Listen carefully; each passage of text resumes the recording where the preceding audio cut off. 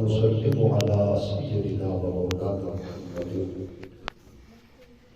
رسوله النبي الأمي الأمين المكين الحنين الكريم الرؤوف الرحيم وعلى آله الطيبين الطاهرين وصحبه الكرام المتقين المخلصين المكرمين وعلى أوليائه أجمعين. أما بعد، أعوذ بالله من الشيطان الرجيم. بسم الله الرحمن الرحيم. محمد رسول الله والذين معه أشداء على الكفار رحماء بينهم تراهم ركعا سجدا يبتغون فضلا من الله ورضوانا سيماهم في وجوههم من أثر السجود ذلك مثلهم في التوراة ومثلهم في الإنجيل. صدق الله مولانا العظيم.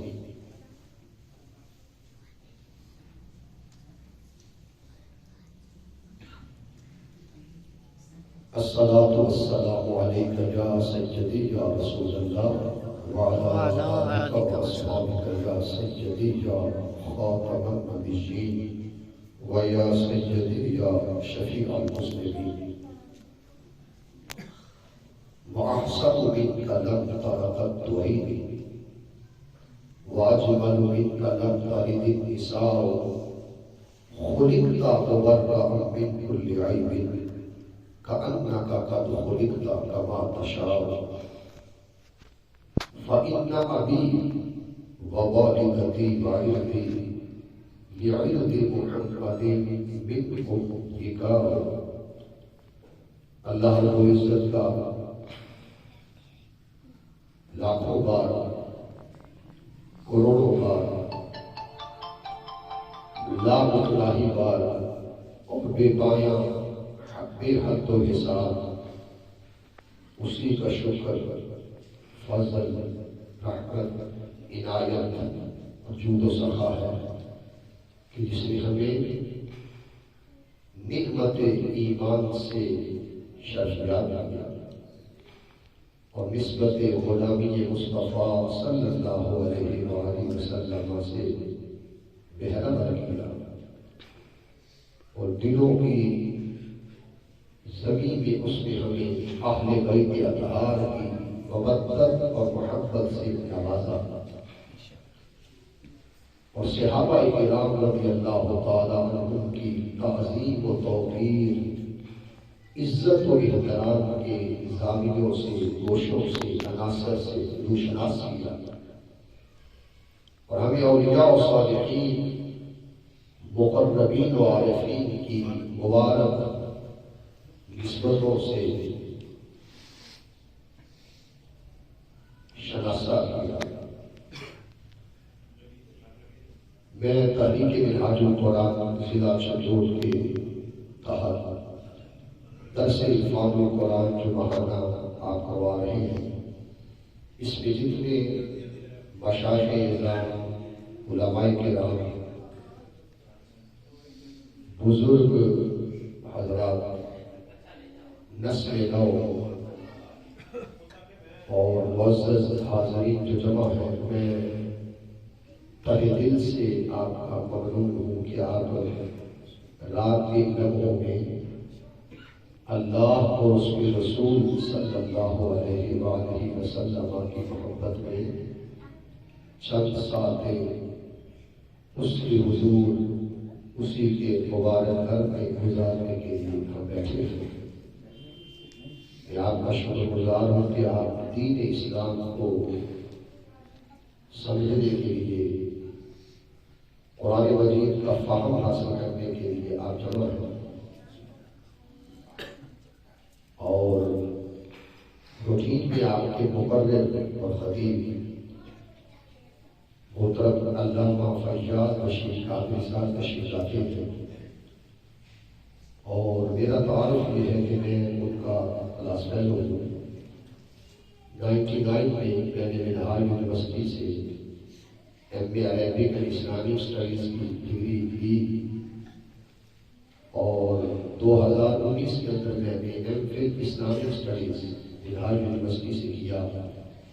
اب آپ دعا کریں، ایک PhD کا آخری گھونٹ رہ گیا ہے، وہ بھی ہم کسی وقت مکمل کریں گے، تاکہ علم و عرفان کی جو سب سے اعلیٰ ڈگری ہے PhD ڈاکٹر آف فلسفی، اس کو اگر بندہ حاصل کر لیتا ہے، اس سے پھر اوپر ایک اور ڈگری ہوتی ہے پوسٹ PhD، ڈبل PhD کے نام سے اسے جانا جاتا ہے۔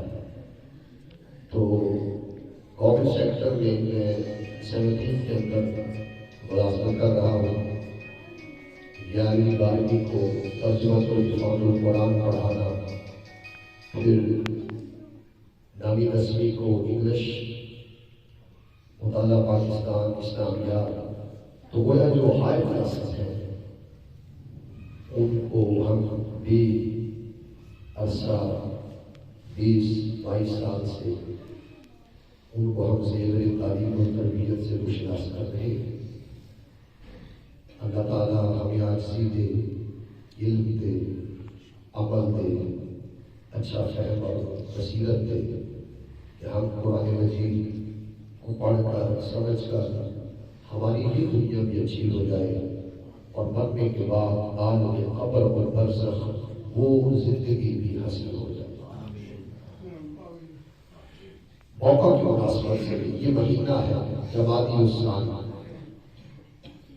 اور 22 جمادی الثانی کو امیر المؤمنین خلیفۃ المسلمین حضرت سیدنا صدیق اکبر رضی اللہ تعالیٰ عنہ کا یوم وصال ہے۔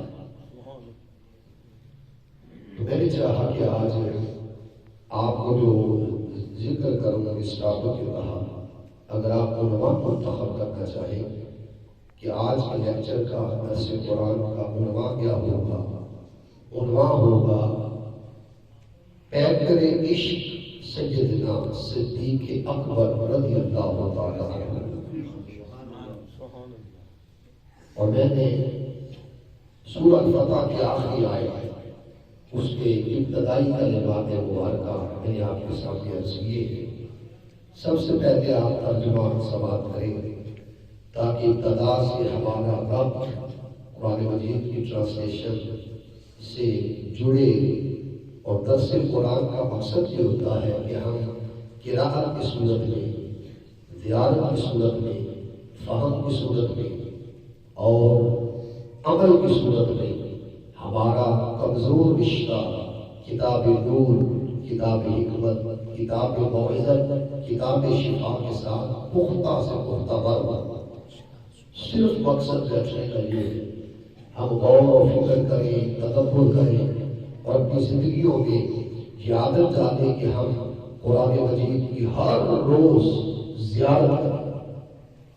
حضور نبی اکرم صلی اللہ علیہ وسلم نے فرمایا النظر الی المصحف عبادت، فرمایا قرآن کو اگر کوئی شخص فقط دیکھتا،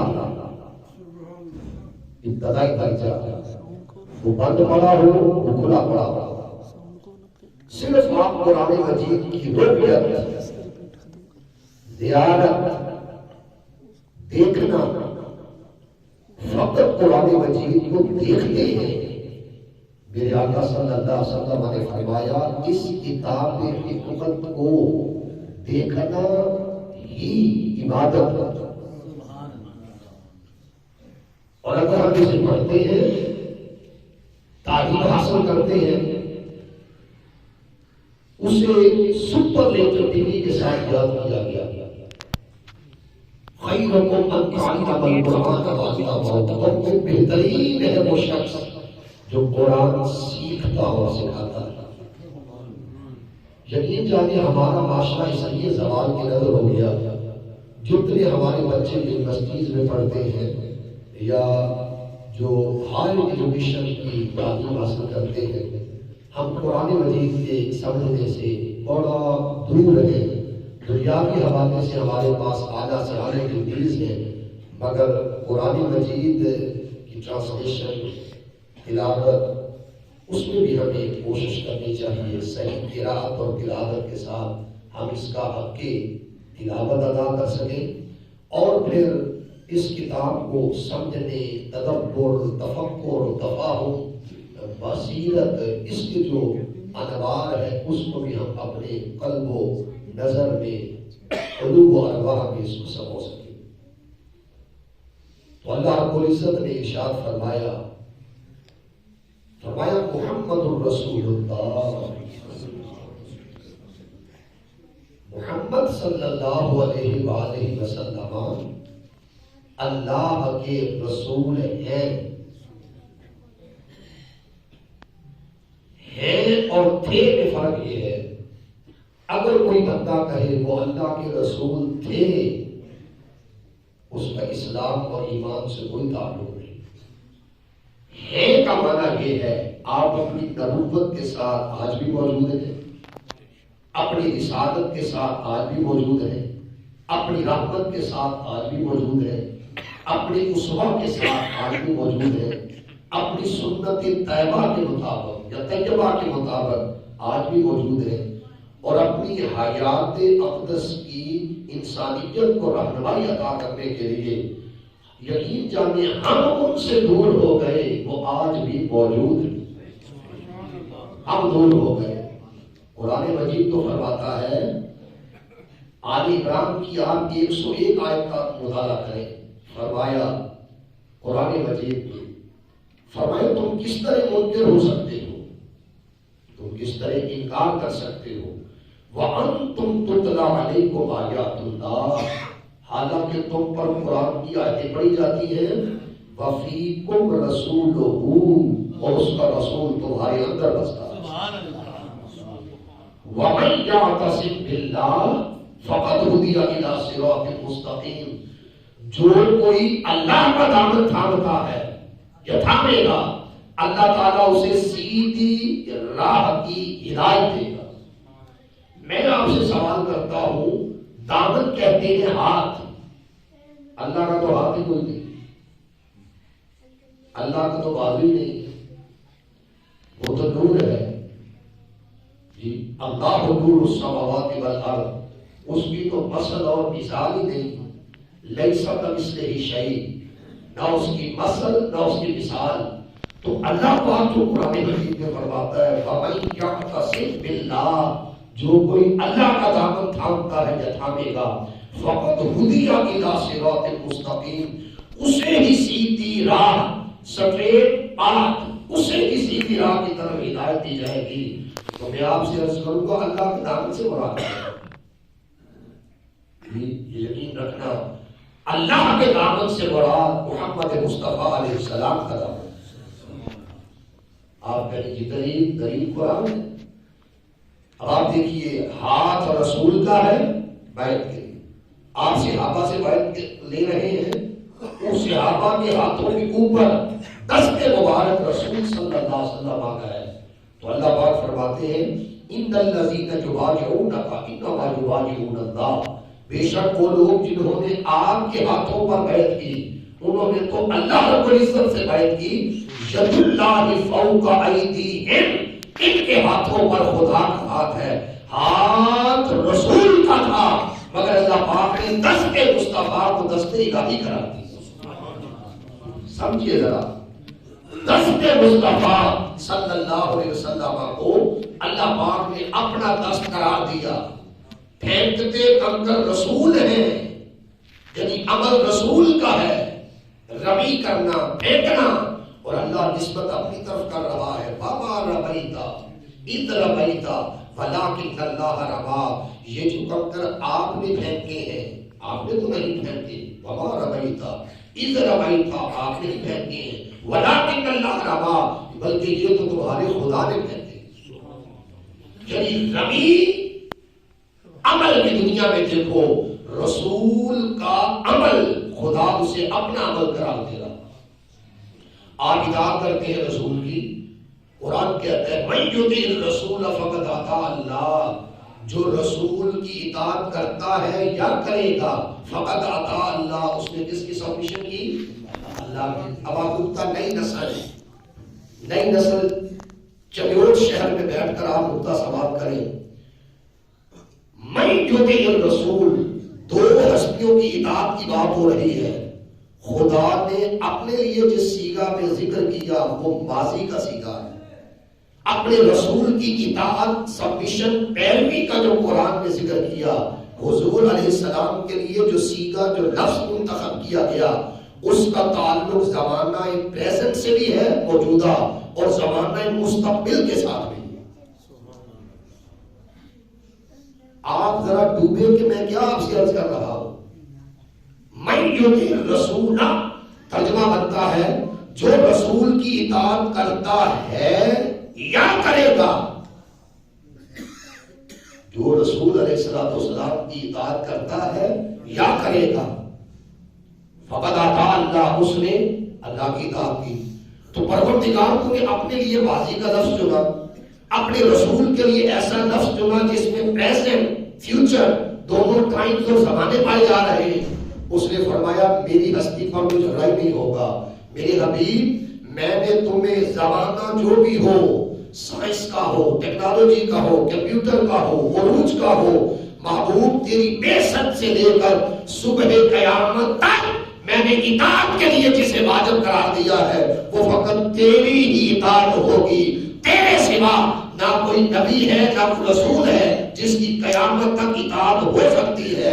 اطاعت کے لائے اور پیروی کے لائے، فرما برداری کے لائے، سنت کے لائے، اسوہ کے لائے اور سیرت کے لائے اگر آپ کے زمانے سے لے کر قیامت کی صبح تک جس کو میں ماڈل اور انگلش میں کہتے ہیں پرسونیفائی پیٹرن، جسے متشخص نمونہ قرار دے رہا ہو وہ فقط محمد عربی صلی اللہ علیہ وسلم کے ذات گرامی. جو آپ کی اطاعت کرتا ہے یا کرے گا. اب ایک کیا شخص کو کہتا ہے جی اس رسول اعظم کی بجائے خدا کی اطاعت کرو، تو ہم کہتے ہیں قرآن میں تو ایک ہی رسول کی اطاعت کا حکم ہے. قرآن مجید میں فقط ایک رسول کی اطاعت کا حکم ہے اور وہ رسول اعظم صلی اللہ علیہ وسلم کی ذات گرامی ہے. دنیا میں کئی سودے بیچ رہے ہیں، اس راہ پر چلو، یہ صراط مستقیم ہے، اس راہ پر چلو، یہ صراط مستقیم ہے. قرآن نے شرط لگائی وَمَنْ يَعْتَصِمْ بِاللَّهِ فَقَدْ هُدِيَ إِلَىٰ صِرَاطٍ مُسْتَقِيمٍ. فرمایا مصطفیٰ جس کے ہاتھ میں تیرا دامن ہے وہی بندہ صراط مستقیم پر ہے، اور جس کے ہاتھ میں تیرا دامن نہیں وہ لاکھ کوشش کرے کہ میں دین کو بناؤں، نہ اس کا سنت سے کوئی تعلق ہے، نہ دین سے کوئی تعلق ہے، نہ صراط مستقیم سے کوئی تعلق ہے، نہ سیدھی راہ سے تعلق ہے. جس نے سیدھی راہ پر چلنا ہے شرط یہ ہے پہلے تیرا کلمہ پڑھے، تیری غلامی میں آئے، تجھ سے محبت کرے اور تیرے بعد کوئی اور نہ کوئی اقرار کرے نہ کوئی تسلیم کرے. تجھے یہ جاننے کی یہ بندہ خدا ہے، یہ محبوب صلی اللہ علیہ وسلم ہے. محبوب جس نے تیرا دامن تھاما اسی نے میرا دامن تھاما. جس نے تیرا دامن تھام کر صراط مستقیم کو تلاش کیا فرمایا اسی کو ہم سیدھی راہ کی ہدایت عطا کریں. میں بڑی خاص نکتہ آپ کی بارگاہ میں عرض کر رہا ہوں کہ دیکھو صراط مستقیم مثلا ایک عیسائی کہتا ہے جی آپ عیسیٰ علیہ السلام کا کلمہ پڑھیں آپ صراط مستقیم پہ چلیں گے. یہودی کہتے ہیں کہ آپ کس نبی کا کلمہ پڑھیں صراط مستقیم پہ چلیں گے. ہم مسلمان کہیں گے قرآن تورات کا بھی نچوڑ، زبور کا بھی نچوڑ اور جتنی الہامی کتابیں ہیں سب کا نچوڑ اور سب کا اجمال اور سب کا خلاصہ قرآن مجید. قرآن تفصیل بھی ہے وہ تفصیل کل شیء، قرآن اجمال بھی ہے، اجمال کا معنی ہے خلاصہ. فاتحہ اسے اللہ رب العزت نے پورے قرآن کا ایسنس سمری نچوڑ بنایا اور فاتحہ میں بندہ کہتا ہے اہدنا الصراط المستقیم. ابھی آپ نے غور کیا بندہ کھڑے بھی صحیح راہ پر ہے، حالت وضو میں ہے، اللہ کی بارگاہ میں ہے، اس کی توجہ کعبے کی طرف ہے، بندگی اور عبادت کی نیت سے کھڑا ہے اور ہاتھ باندھ کر نیاز مندی سے کہہ رہا ہے اہدنا، ہمیں ہدایت پر چلا. اہدنا چلا بھی مانا کیا، اعلیٰ حضرت احمد اللہ علیہ کی کنز ایمان پڑھی، چلا مانا کیا، حضور پیر کرم شاہ صاحب رحمۃ اللہ علیہ کا ضیاء القرآن پڑھو، چلا مانا کیا۔ تو بعض مترجمین نے اہدنا ہمیں ہدایت پر چلا، الصراط المستقیم جو سیدھا راستہ ہے، یعنی سیدھے راستے کی ہدایت پر چلا۔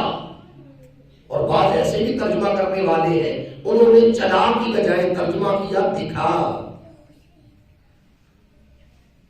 آپ تفسیر بزری پڑھو، قاضی ثناء اللہ پانی پتی رحمۃ اللہ علیہ نے ترجمہ کیا اہدنا ہمیں ہدایت دکھا، الصراط المستقیم جو سیدھا راستہ، رائٹ پاتھ، سٹریٹ پاتھ جو سیدھا راستہ ہے، اس پر ہمیں اس کو دکھا۔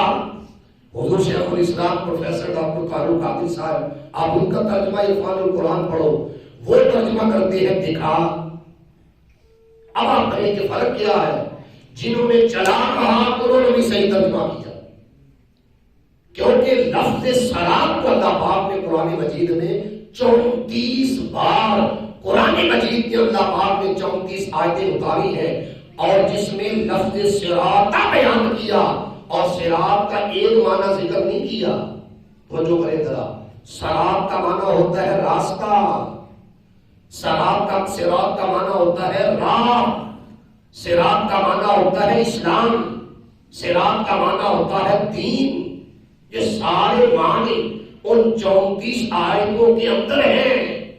صراط کا معنی ہوتا ہے بلانا، یہ تبلیغ کیا ہے؟ بلانا۔ اب آپ کہیں گے کہ کوئی حدیث یا تفسیر سے اس کی ایکسپلینیشن، انٹرپریٹیشن اور وضاحت ملتی ہے کہ اہدنا الصراط المستقیم سے مراد کیا ہے؟ یاد رکھیے، اہدنا الصراط المستقیم سے مراد کیا ہے؟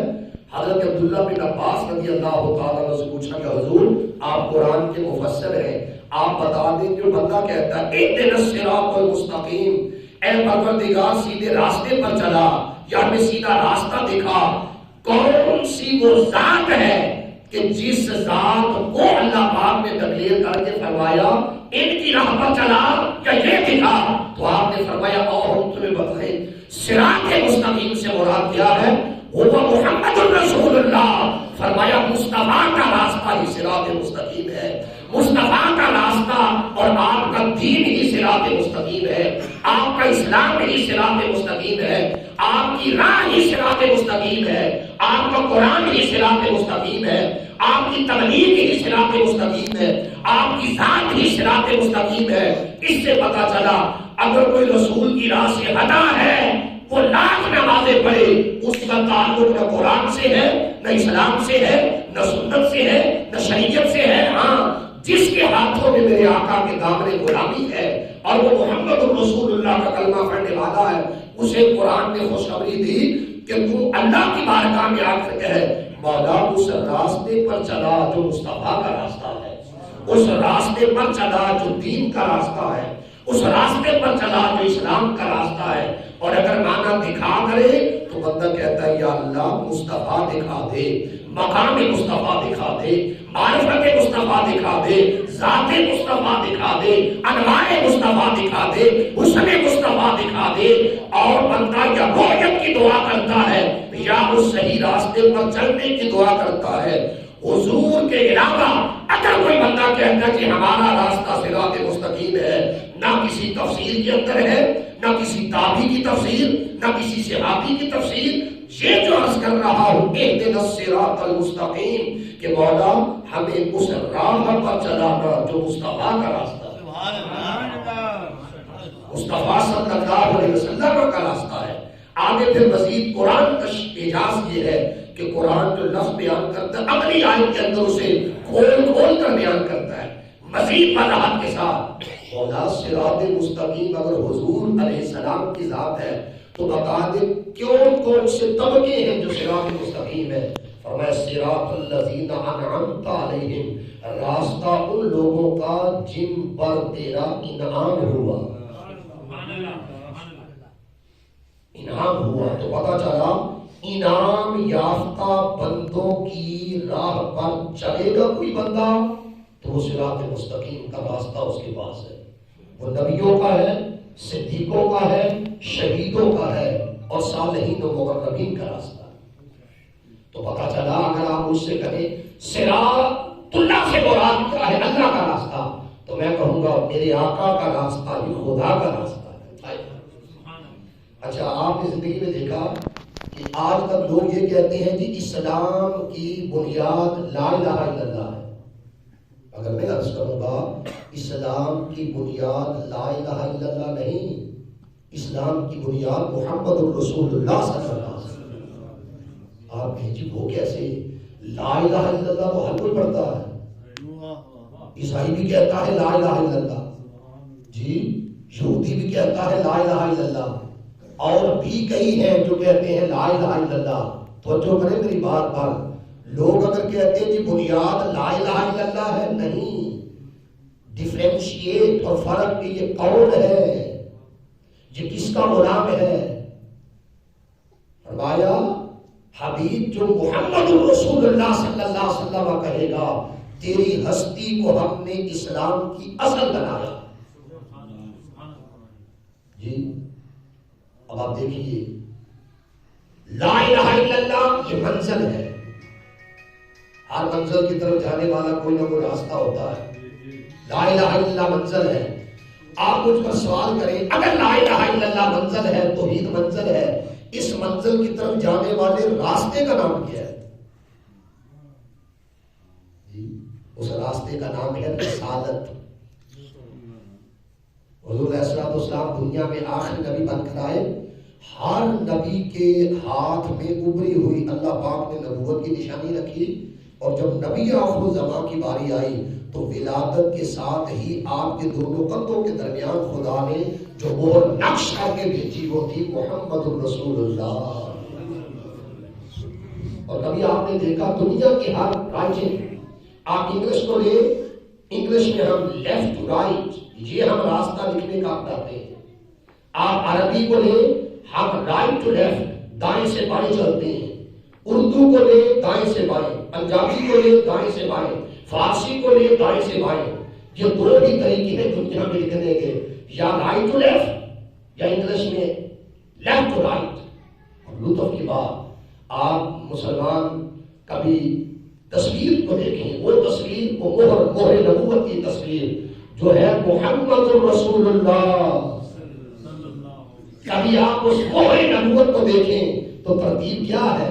ترتیب ہے محمد صلی اللہ علیہ وسلم سب سے نیچے لفظ مبارک، اس کے اوپر رسول، اس کے اوپر اللہ. یہ ترتیب کیا بتا رہی ہے کہ اگر منزل اللہ ہے تو کن کا دامن تھامنا ہے، کن کے رسوا پر چلنا ہے کہ پھر ہمیں اللہ ملے گا. تو اللہ پاک نے یہ ترتیب بتائی کہ دیکھو تمہارا کام ہے، اگر تم میری طرف آنا چاہتے ہو تو سب سے پہلے تم مصطفیٰ کے ہو جاؤ، میرے آقا سے محبت کرو، میرے آقا کی غلامی میں آ جاؤ.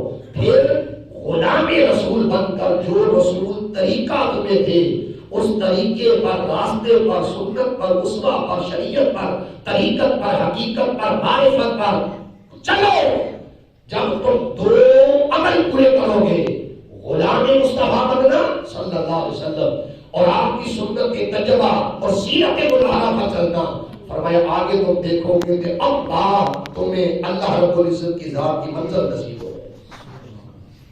تو حضرین محترم، اس لیے اسلام کی اساس اور اسلام کی بنیاد محمد الرسول اللہ صلی اللہ تعالی علیہ وسلم ہے کہ جو ان کو مانتا ہے وہی مؤمن ہے، اور جو آپ کو نہیں مانتا وہ لا الہ الا اللہ کا ورد کرتا رہے.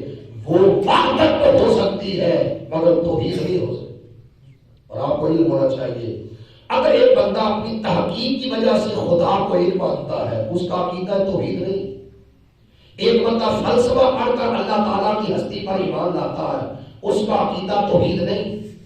ایک بندہ سائنس پڑھ کر اللہ کی ہستی کو مانتا ہے وہ تاکید ہو، وہ علم ہو، وہ سائنس ہو، وہ ذہانت ہو، وہ عقل ہو، وہ خیرت ہو، وہ اپنی جستجو ہو، ان چینلز کے ذریعے جو کوئی اللہ کو مانتا ہے، مجھے بتاؤ کیا وہ مومن ہے؟ کیا وہ مومن ہے جو عقل و خیرت کے راستے سے کہتا ہے جی پہاڑ بڑے اعلیٰ ہیں، میں ان کو پہچان کر اللہ کو مانتا ہوں؟ اللہ نے فرمایا فلا وربک محبوب، تیرے رب کی قسم، محبوب تیرے رب کی قسم، فلا وربک لا یؤمنون حتی یحکموک فیما شجر بینہم، وہ بندہ کبھی مومن ہو ہی نہیں سکتا جب تک اپنے اختلافات میں تمہیں حاکم اور جج نہ مانے، وہ مومن ہی نہیں ہو سکتا۔ جی مومن کے لیے شرط قرار دی کہ اگر تم چاہتے ہو نا کہ مومن بننا تو اس کو مانو ضرور، مگر پہلے مصطفیٰ کے بنو پھر خدا کو، پہلے غلام مصطفیٰ صلی اللہ علیہ وسلم بنو پھر تم اللہ رب العزت کی ذات گرامی کو مانو۔ تو اس سے پتا چلا کہ اس دنیا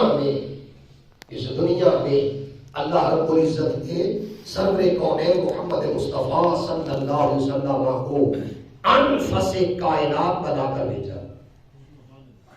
اس نقطے کو آپ غور سے سنو، میں کیا عرض کر رہا ہوں۔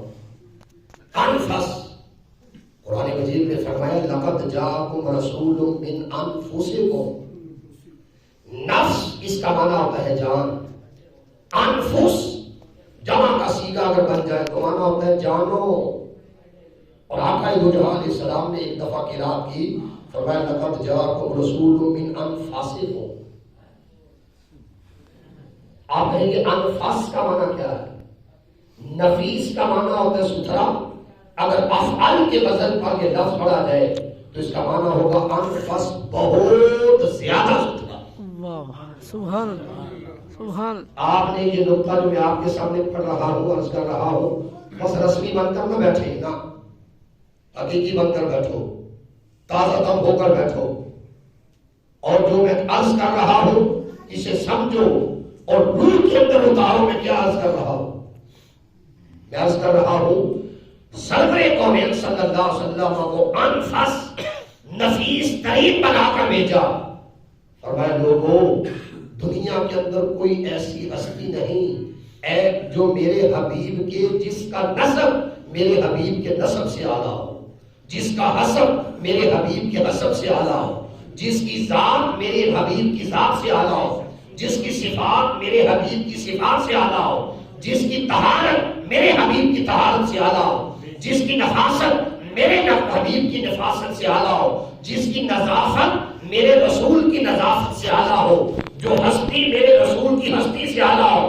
فرمایا کائنات کی ساری بلندیاں اگر ایک طرف ہو، محمد کی بلندی کی قد کو کوئی نہیں پہنچ سکتا۔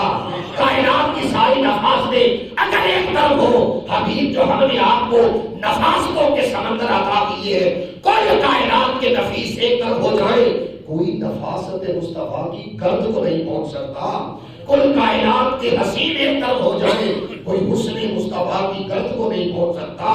کل کائنات کے موجودات ایک طرف ہو جائیں، جی باقیوں کو جو ملا وہ حضور کے صدقے ملا، اور جب مصطفیٰ کو عطا کیا گیا وہ کسی کو نہ عطا کیا۔ یہ نقطہ سنو، امام جعفر الصادق اہل بیت کے چھٹے امام، نام تو آپ نے سنا ہوگا، ان کی بارگاہ میں چلتے ان سے پوچھتے ہیں حضور انفس کیا؟ اتنی شاندار تشریح انہوں نے کی ہے، کبھی آپ بیدار، ایک آنکھوں کا بیدار، کبھی آپ بیداری قلب کے ساتھ سنیں، تو آپ جب بھی درس قرآن میں آئیں گے آپ کہیں گے اقبال صاحب نے ایک بات کی ہے یار، وہ بات دل کو کھا گئی ہے کہ کیا انفس کا معنی بیان کی۔ امام جعفر صادق فرماتے ہیں اس کو میرے آقا نے پڑھا نا انفاسکم، کہ تمہارے اندر نفیس ترین جو مجھے بنا کر بھیجا اس کی وجہ کیا ہے؟ امام جعفر صادق فرماتے وجہ یہ تھی انسان کمزور تھا، بشر میں میل کچیل تھی، بشر میں کمزوریاں تھیں، بشر میں وہ استعداد، قابلیت اور صلاحیت نہ تھی کہ ڈائریکٹ اللہ رب العزت کی حضور جا سکے۔ کیوں؟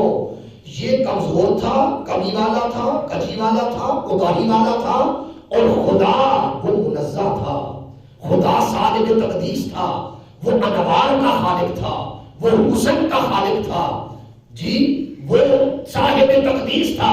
عقیدہ دیکھیے فرمایا بندوں میں اور خدا میں کوئی جوڑ نہ تھا، بندوں میں اور خدا میں کوئی جوڑ نہ تھا، کہ بندے جس مٹی سے بنائے گئے، بندے وہ بشریت کے لبادہ میں اگر ہے تو میل کچیل ہے جی، تو خدا پاک تھا۔ اللہ پاک نے انسانوں پر کیا کرم کیا، فرمایا کوئی میری اطاعت کرے گا تو مجھ تک پہنچے گا، کوئی مجھ سے محبت کرے گا تو مجھ تک پہنچے گا، کوئی میری رحمت کی طرف آئے گا تو میری تک پہنچے گا۔ تو فرمایا اللہ پاک نے چاہا ایک ایسا وجود بنایا جائے جو خلق میں بشر ہو، تخلیق میں بشر ہو، مگر اس کے اندر طہارت کے سمندر ابھر رہے ہو۔ امام جعفر صادق فرماتے ہیں نفساً مصطفیٰ کو اللہ نے بشر بنایا، نفساً بشر بنایا، وجوداً بشر بنایا، صورتاً بشر بنایا۔ اور میں قاضی اعجاز کے شفا کا حوالہ دے کر عربی کا جملہ پڑھ رہا ہوں، یعنی نفس میں، بشریت میں، انسانیت میں لباس رسول پر بشریت کا چڑھا دیا، اور وَأَلْبَسَهُ مِن نَّاطِ الرَّافَةِ رَحْمَةً مِن نَّاطِ الرَّافَةِ وَالرَّحْمَةِ۔ اور قاضی اعجاز فرماتے ہیں امام جعفر صادق کا معنی نفساً جسماً انسان بنایا، مگر حضور پر اللہ نے اپنی صفات کے لباس پہنا دی۔ واہ واہ واہ، البسہ من نعتہ الرافت والرحمہ، اپنی رافت، اپنی شفقت، اپنی رحمت کے، اپنے اخلاق کے رنگ چڑھا دیے، لباس پہنا دیے۔ فرمایا بندو تمہاری رسائی نہ تھی میری ذات تک، میں نے کیا کیا، بندوں اور خدا کے درمیان ربط کرنے کے لیے ایک انفس کائنات بنا کر بھیجا، ایک حسین و جمیل بنا کر بھیجا، اور فرمایا اب کیا کرو، میں نے اس پہ اپنا حسن اتارا، اپنا نور اتارا، اپنا جمال اتارا۔ اب جو کوئی چاہتا ہے کہ کوئی مجھ سے محبت کرے، فرمایا تم رسول سے محبت کرو، رسول سے محبت کرنا مجھ سے محبت کرنا ہوگا۔ اب کوئی چاہتا ہے کہ رسول کی اطاعت کرو، فرمایا ڈائریکٹ نہ تمہیں میری خبر ہے، اس کائنات میں میری حقیقت کو سوائے میرے مصطفیٰ کے کوئی نہیں جانتا، اور محمد کی حقیقت کو سوائے اس کے خطاب کے کوئی نہیں جانتا۔ وہ بھی بے مثال، میں بھی بے مثال۔ نعرہ تکبیر،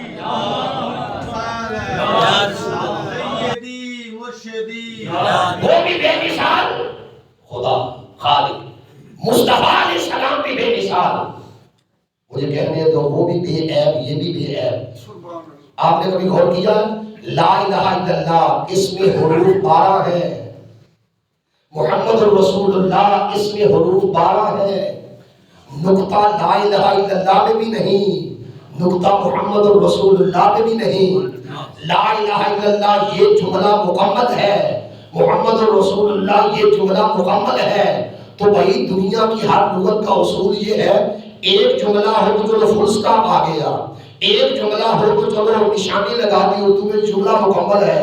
اب جب دو جملوں کو کنجنکشن کرنا ہو تو انگلش کے اندر 60 سے زیادہ الفاظ ہیں کہ دو جملوں کو جب ملانا ہو، جوڑنا ہو، تو پھر کبھی اینڈ استعمال کرتے ہیں، کبھی بیکاز استعمال کرتے ہیں، کبھی اف استعمال کرتے ہیں، کبھی بٹ استعمال کرتے ہیں۔ چلو سادہ، اگر انگلش میں یہ اصول طے پایا کہ دو جملوں کے لیے اینڈ، اردو میں یہ اصول طے پایا دو جملے جوڑنے ہو تو واو، عربی میں یہ اصول طے پایا دو جملوں کو ملانا ہو تو واو۔ مولا لا الہ الا اللہ مکمل جملہ تھا، محمد رسول اللہ بھی مکمل جملہ ہے، تم نے دونوں کے درمیان واو کہنے سے منع کر دیا۔ جہاں اللہ کی ہاں شروع ہوتی ہے وہیں محمد کی میم شروع ہوتی ہے، اور تم نے درمیان میں واو کا حرف لانے نہ دیا۔ فرمایا لوگوں واو کا معنی ہوتا ہے جدائی، محمد تمہیں جدا کرنے کے لیے نہیں بلکہ لوگوں کو خدا سے ملانے کے لیے۔ اگر واو ڈالی جائے تو یہ تو مغاجرت اور جدائی اور ڈفرینشیٹ کی طرف جملے جائے گا. تو فرمایا بے شک یہ جملے مکمل ہیں.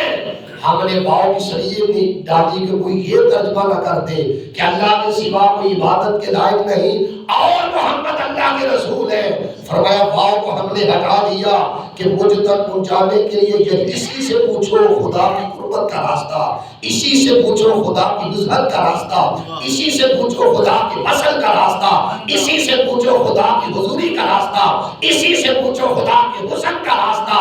فرمایا لوگوں میں نے تمہارے اندر ایک ایسا انفس کائنات, پوری کائنات میں سب سے زیادہ حسین اور جمیل بنا کر بھیج دیا ہے. جو تیرا ہے وہ میرا ہے, جو تیرا نہیں وہ میرا نہیں. سبحان اللہ. ابو بکر کس کا تھا؟ مصطفیٰ کا. بلال حبشی کس کا تھا؟ مصطفیٰ علیہ السلام کا. جب سے وہ حضور کے ہو گئے خدا نے انہیں اپنا قرب عطا کر دیا.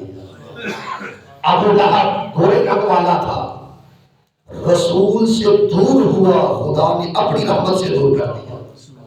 ابو جہل پڑا ہوا تھا, ابو جہل پڑا ہوا تھا. آقا دو جہان اسلام گزرے تو ابو جہل نے اپنے دوستوں سے کہا ہم یہ نہیں کہتے کہ محمد صلی اللہ علیہ وسلم جھوٹے ہیں, نہیں, ہم نے تو ان کو آج تک جھوٹ بولتے نہیں دیکھا. یہ ہمیشہ سچی بات, حقیقی بات, راست بازی اور سچائی کے ساتھ بولتے ہیں. اس لیے ہم غیر ہو کر انہیں کہتے ہیں صادق اور امین.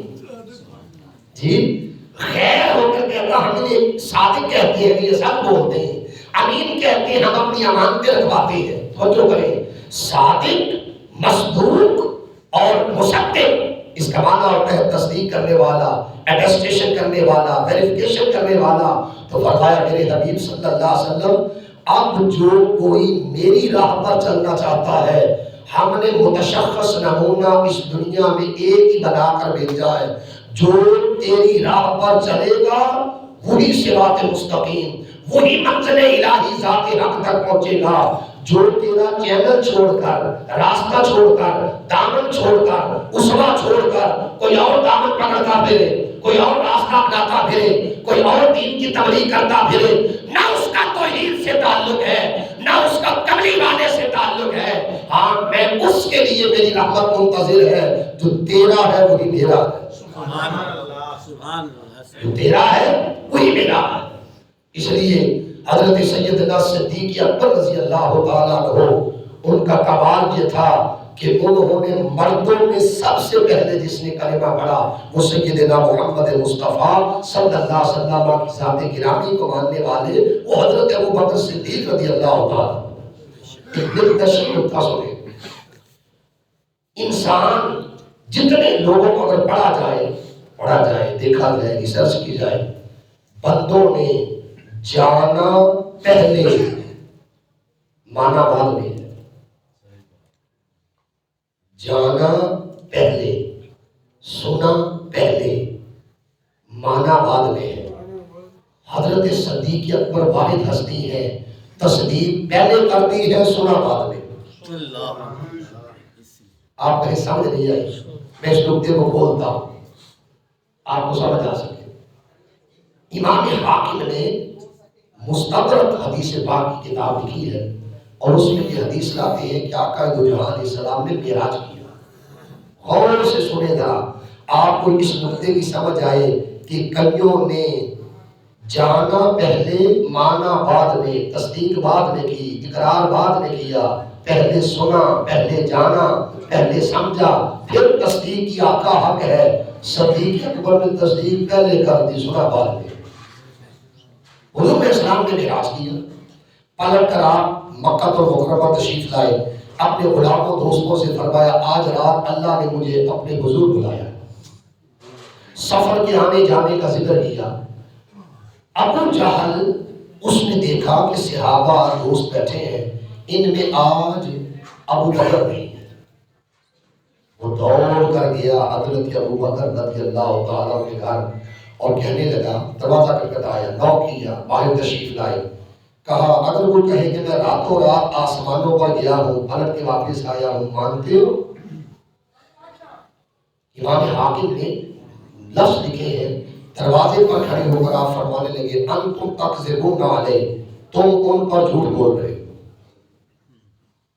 کہنے لگے میں جھوٹ نہیں بول رہا، اس وقت وہ مسجد حرام میں بیٹھ کر تمہارا دوست محمد صلی اللہ علیہ وسلم اپنے معراج کا ذکر کر رہا ہے۔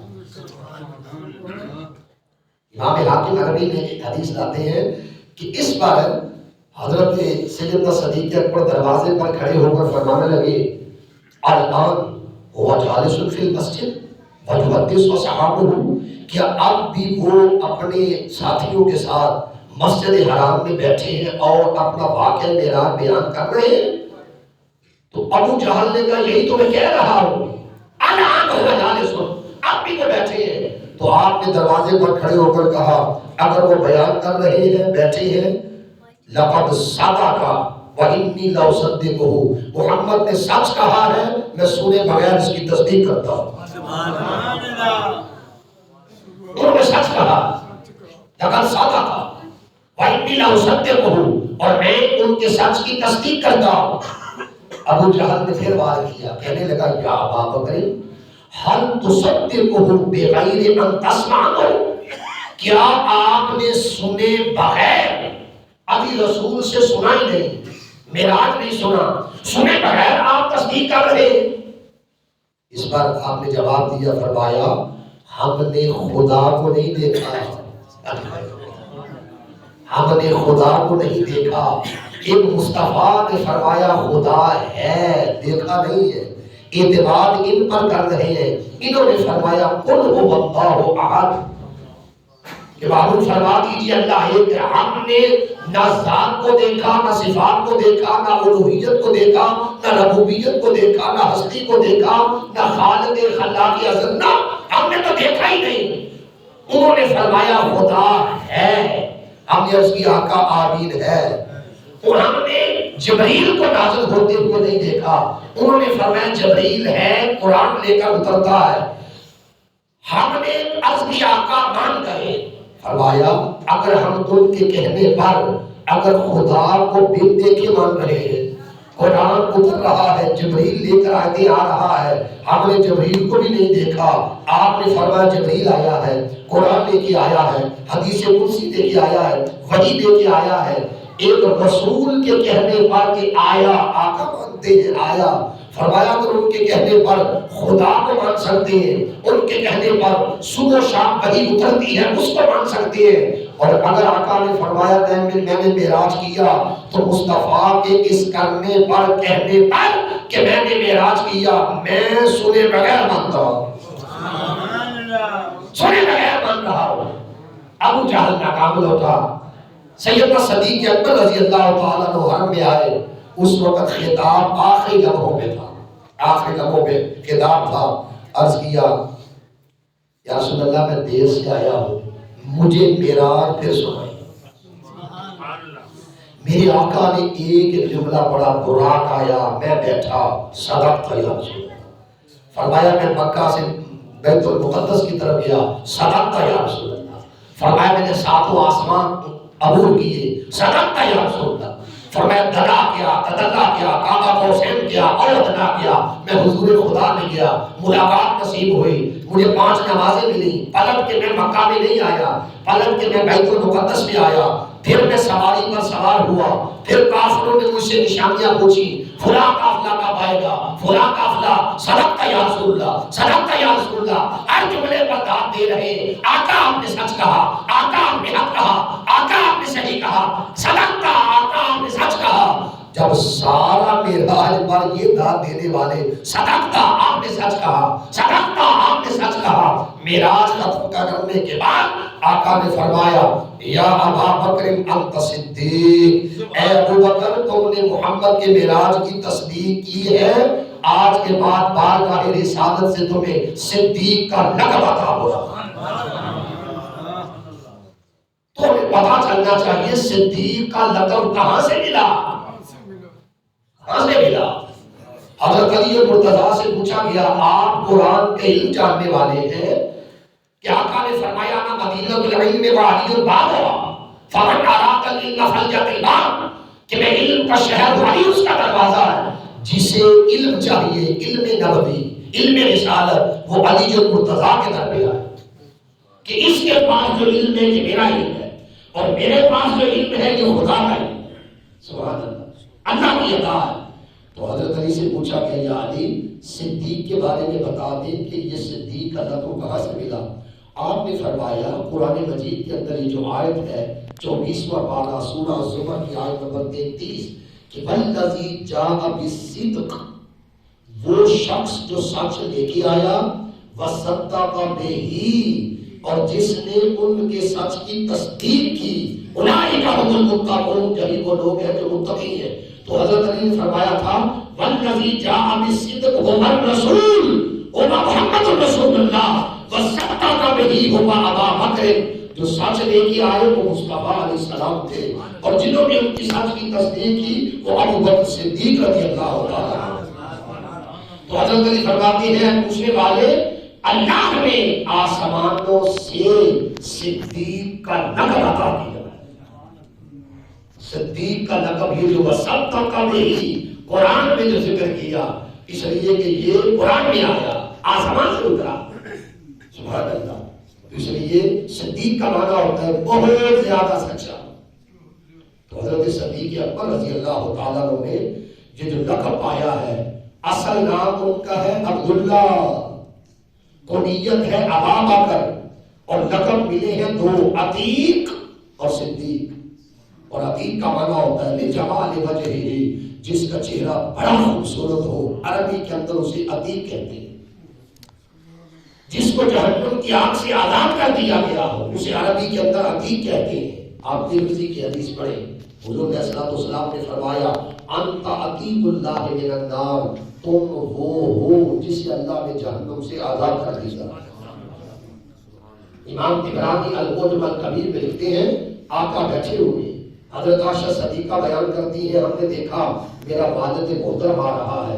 حضرت عائشہ راویہ ہے، فرماتی ہیں سرکار نے فرمایا من اراد ان ينظر الى عتیق من النار فلينظر الى ابی بکر، جو بندہ چاہتا ہے دنیا میں کسی ایسے شخص کو دیکھا جائے جسے اللہ نے جہنم کی آگ سے آزاد کر دیا ہو، فرمایا آنے والے عتیق کو دیکھو، یہ وہ ہے جسے خدا نے دوزخ کی آگ سے آزاد کر دیا۔ حاضرین محترم، اس لیے سیدنا صدیق اکبر رضی اللہ تعالیٰ عنہ کی پوری زندگی پر میں نے نظر ڈالی، پوری حیات پر، پوری زندگی کا نچوڑ پتہ کیا ہے؟ ان کی ساری زندگی سوال حیات پڑھو، ان کی پوری زندگی کا جوہر یہ ہے، خلاصہ یہ ہے، اجمال یہ ہے، اس ہستی کے ہر گوشے پر جس چیز کا غلبہ تھا وہ عشق رسول صلی اللہ علیہ وسلم، جس طرف جاؤ۔ میں ان کا ایک سیرت حلبیہ سے واقعہ پڑھ دیتا ہوں کہ اگر امام حلبی نے، علی برہان الدین حلبی نے سیرت حلبیہ کے اندر یہ واقعہ لکھا ہے کہ اگر آپ ان کے انداز تبلیغ کو دیکھو، غلبہ حضور کا عشق اور محبت ہے۔ آج ہماری تبلیغیں ہیں، تبلیغ بھی دو طرح کی ہے، کچھ وہ تبلیغ کرتے ہیں جو لوگوں کو رسول سے دور لے جا رہے ہیں، کچھ تبلیغ وہ ہے جو لوگوں کو رسول کے قریب کر رہے ہیں۔ تبلیغ اصلی وہی ہے جو لوگوں کو رسول کے قریب کرنا اور پھر رسول علیہ السلام کا کلمہ پڑھ کر اتباع اور محبت کر کے انسانوں کو خدا کے قریب کرنا۔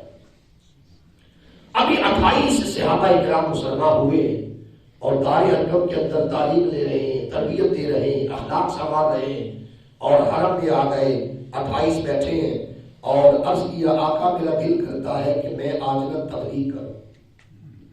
جیسے ممبر پر میں بیٹھا ہوں، اس ممبر مصطفیٰ اور امت مصطفیٰ میں سب سے پہلا جو تبلیغ کرنے والی ہستی ہے وہ سیدنا صدیق اکبر رضی اللہ تعالیٰ عنہ کی ذات ہے۔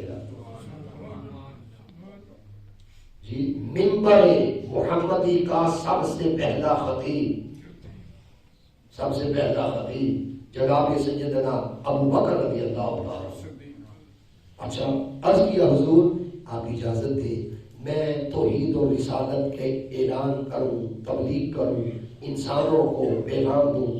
فرمایا ابو بکر ہم تعداد میں تھوڑے ہیں. عرض کی آپ اجازت دے دیں، آواز دینا میرا کام، ماننا نہ ماننا، جو خوش نصیب ہوگا مان لے گا، جو بد نصیب رہے گا دیکھتا رہ جائے گا.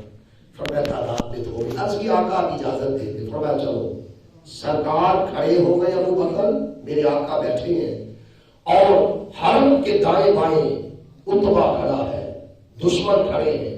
جب آپ نے توحید و رسالت کا تعارف اور کہا لوگوں اللہ پر ایمان لاؤ، رسول علیہ السلام کی رسالت پر ایمان لاؤ، دین اسلام کو قبول کرو، یہ دین حق ہے، یہ آخری دین ہے، تو اس پر جس کے ہاتھ میں نیزہ آیا اس نے نیزہ مار دیا، پتھر آیا پتھر مار دیا. دشمنوں نے انتقام میں جس کے ہاتھ میں جو آیا مار دیا، انتقام لیا.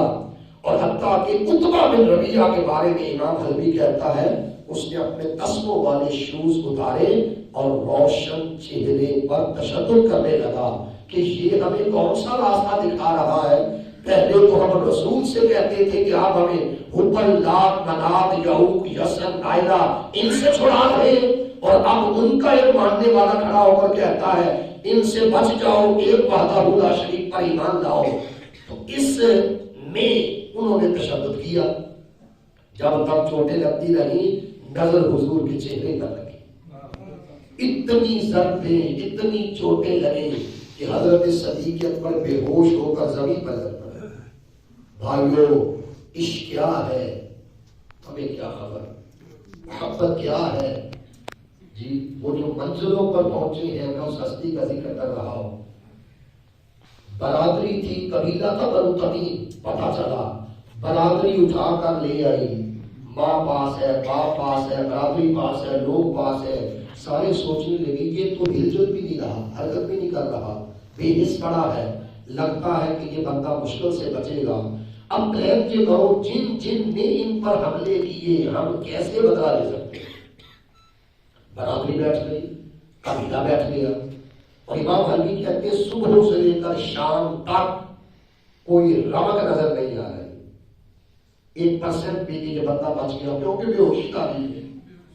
ماں بیٹھی ہے کہ صدیق اکبر ابو بکر کب کوئی لڑ ہلائے، کوئی بات کرے، کچھ بولے، کچھ مانگے تو ماں کی مانگتا موجود ہے کہ کچھ تو بولے. باپ موجود ہے، کوئی میرے دائر کو خدمت ہے تو کہے.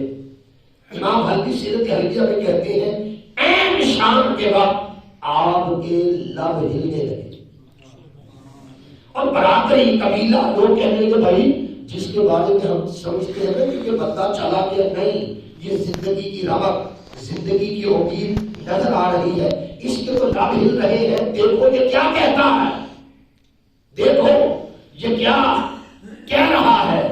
ماں نے کان قریب کیے کہ ابو بکر کیا مانگتا ہے، کیا کہتا ہے. میری نسل نو، میرے ینگسٹر، میرے ینگ بلڈ، میرے الفاظ کو ذہن میں اتارو میں کیا عرض کر رہا ہوں. ماں نے کان قریب کیے کہ بیٹا صبح کا بے ہوش ہوتا ہوا شام کے وقت اگر کچھ بول رہا ہے شاید کوئی بتائے کہ یہ میری آرزو ہے، اس کو پوری کر دو. جب کان قریب کیا تو پہلا جملہ ہوش میں آنے کے بعد جو فرمایا وہ یہ تھا ما فعل برسول اللہ. دائیں بائیں بیٹھنے والوں یہ بتاؤ میرے مصطفیٰ کا حال کیا ہے. نہ زخم یاد، نہ خون یاد، نہ چوٹیں یاد، نہ ضربیں یاد، نہ تشدد یاد، نہ نیزے یاد، نہ پتھر یاد، نہ ضربیں یاد. ما فعل برسول اللہ. اور ایسے والوں بتاؤ میرے مصطفیٰ علیہ السلام کا کیا حال ہے. سارے برادری کے لوگ ناراض ہو گئے. ماں کہنے لگی یہ نہ اس نے کھانا مانگا، نہ اس نے پانی مانگا، نہ اس نے کوئی ضرورت کے لیے کہا، یہ پانی بھی نہیں مانگ رہا. عجیب بندہ، عجیب بیٹا ہے. ماں سے کوئی پانی کہتا تمہیں پانی دے دیتی. کہا ابو بکر تمہیں پانی نہیں مانگا، تم نے کھانے کے لقمے کی خواہش نہیں کی، تو ابھی بھی اس رسول کے بارے میں پوچھ رہا ہے. کاش تو کھانا جس میں تیری زندگی ہو کھانا مانگتا، پانی مانگتا تو بچ جاتا. امام حلبی نے بڑا خوبصورت جملہ لکھا ہے کہ حضرت صدیق اکبر نے سن کر کہا واللہ خدا کی عزت کی قسم لا اشرب شرابا ولا ازوق طعاما حتى رسول اللہ صلی اللہ علیہ وسلم، ماں تیرا بیٹا مر جائے گا اس وقت تک نہ پانی کا ایک گھونٹ پیے گا نہ کھانے کا ایک لقمہ کھائے گا جب تک محمد عربی کو دیکھتا نہیں۔ نعرہ تکبیر، نعرہ رسالت، خلافت راشدہ، جب تک دیکھ نہ لے، جب تک دیکھ نہ لے۔ اب ماں کہنے لگی مجھے کیا خبر کہ تیرا حبیب کہاں ہے، کس حال میں ہے؟ فرمایا ام جمیل کو کہو کہ جا کر پتا کرے دار ارقم میں حضور ہے، یہ بتا دے کس حال میں ہے، یہ بتا دے کس حال میں ہے۔ مجھے اپنے حال کی تو خبر ہے، میں جن کا غلام ہوں، وہ میرے آقا کس حال میں ہے۔ ماں نے ام جمیل سے کہا، وہ گئی اور آ کر کہا ٹھیک ہے۔ ماں نے صدیق اکبر کے کان میں صرف 2 لفظ کہے تھے، ہوبا سالمون، ہوبا سالمون۔ صدیق اکبر ابو بکر کو ٹھیک ہے، سلامتی میں ہے، چوٹیں تمہیں لگی ہیں، ان پر کسی نے تشدد نہیں کیا، کسی کافر کی جرت نہیں ہے، ہوبا سالمون، وہ ٹھیک ہے۔ جو ہی سنا وہ ٹھیک ہے، نہ زخم یاد ہے، نہ چوٹیں یاد ہے، نہ بے ہوشی یاد ہے، نہ غشی یاد ہے، نہ بدن کی ضرورت کو یاد ہے۔ جو ہی سنا وہ صحت مند ہے، صحیح ہے، تندرست ہے، سلامتی اور تحفظ اور سالمیت میں ہے۔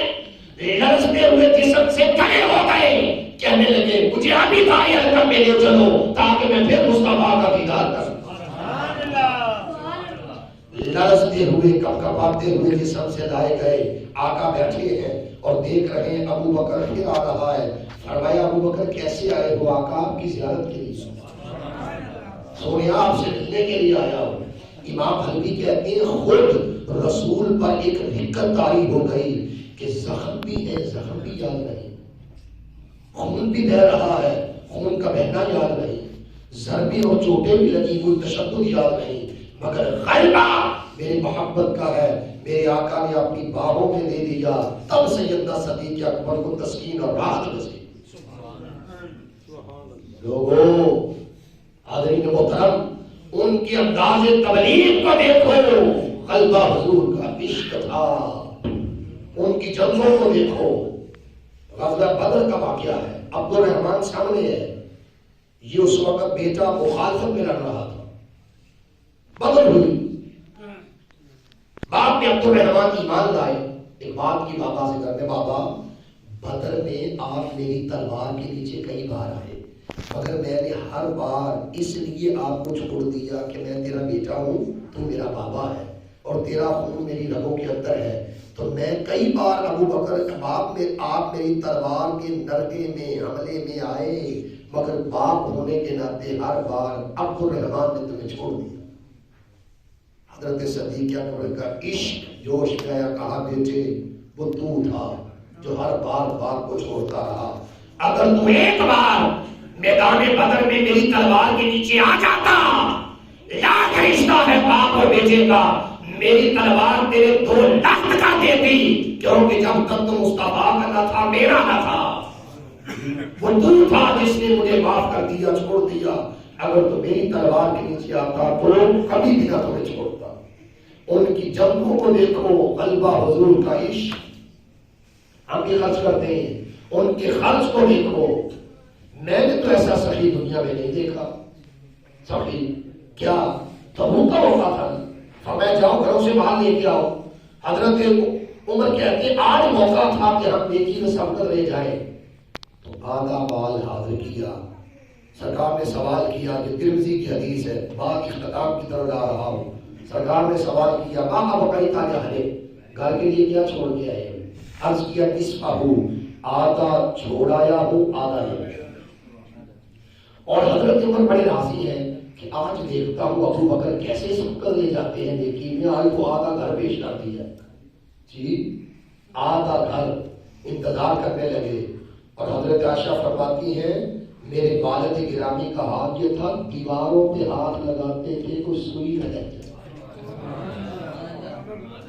آج آقا نے مانگا ہے کوئی سوئی نہ گھر میں رہ جائے، سارا کچھ ایک گٹھڑی میں باندھا اور کان پر ایک چادر اوڑھ لی، ببول کے کانٹے لگا لیے، گٹری سر پر ہے لا کر رکھ دی، جو سوال عمر سے کیا وہی سوال اپنے یار غار سے کیا، ماں بقی تار یہلے، اے ابو بکر گھر میں کیا چھوڑ کے آئے ہو؟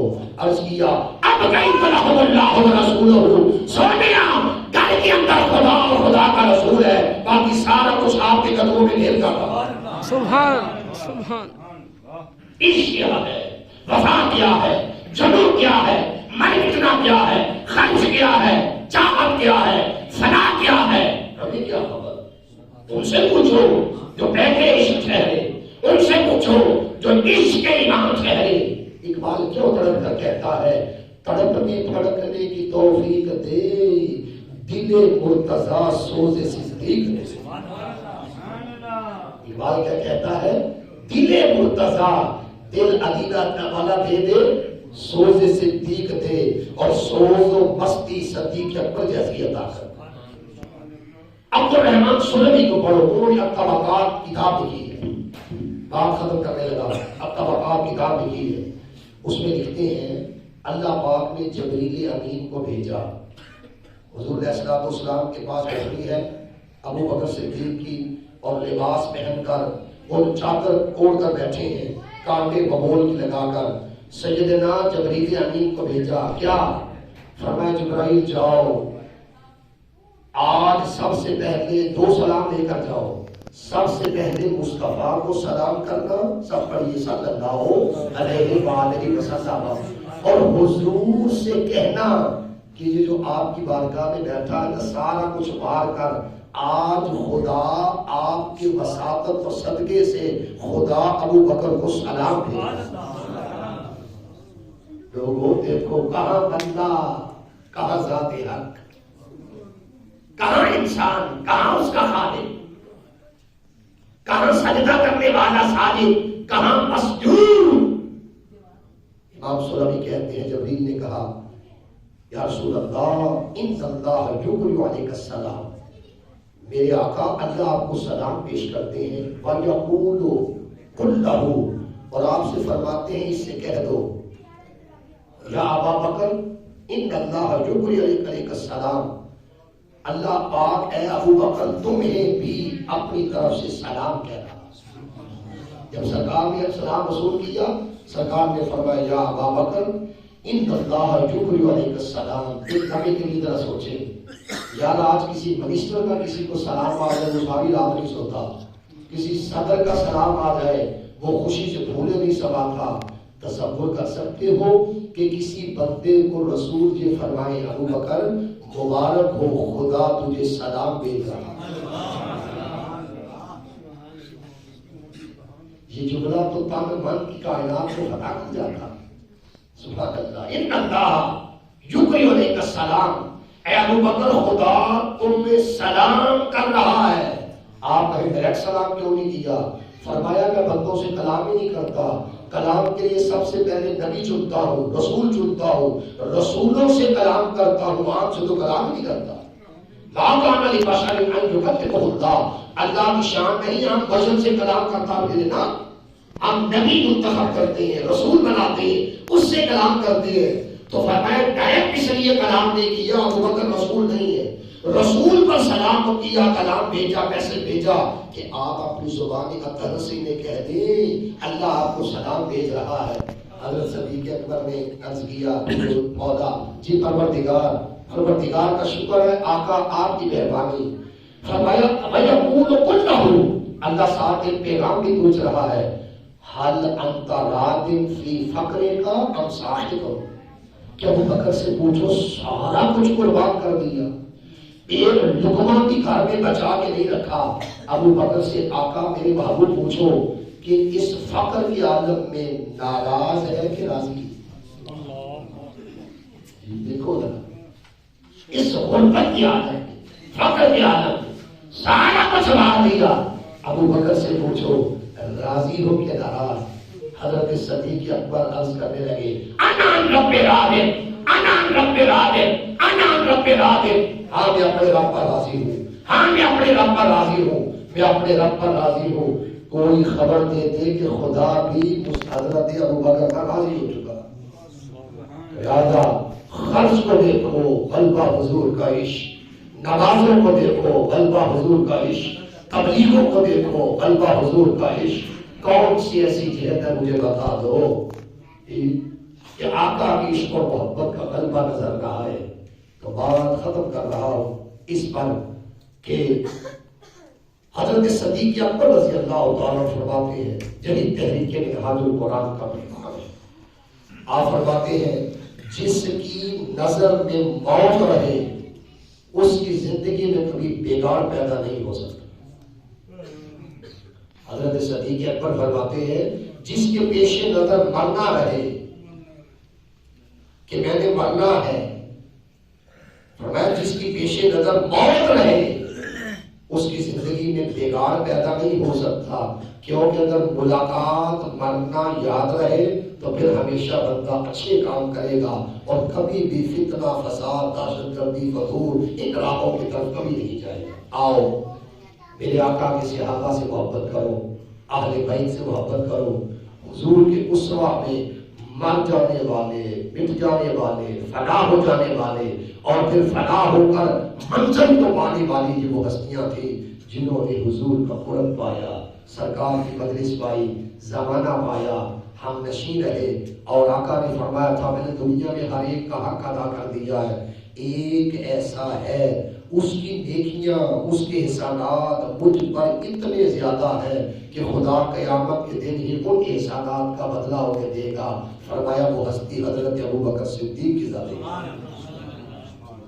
لہذا پیغام یہ ہے ہمیں شخصیت کے حوالہ سے دیکھنا چاہیے کہ ان کو اللہ تعالیٰ نے جو قد کاٹ دیا ہے ان کو اس لیے کہ وہ رسول کے بنے اور رسول کے ذریعہ سے وہ حضور کے جب بن گئے تو دیکھو کہاں مولا کہاں بندہ، جو کوئی ان کا ہو جائے پھر خدا کا سلام رسول کے ذریعے سے ان لوگوں کو نصیب ہوتا ہے جو اللہ رب العزت کے وفادار بن جاتے ہیں۔ اللہ ہمارا اپنی عظیم بارگاہ میں قبول فرمائے۔ بہت شکریہ۔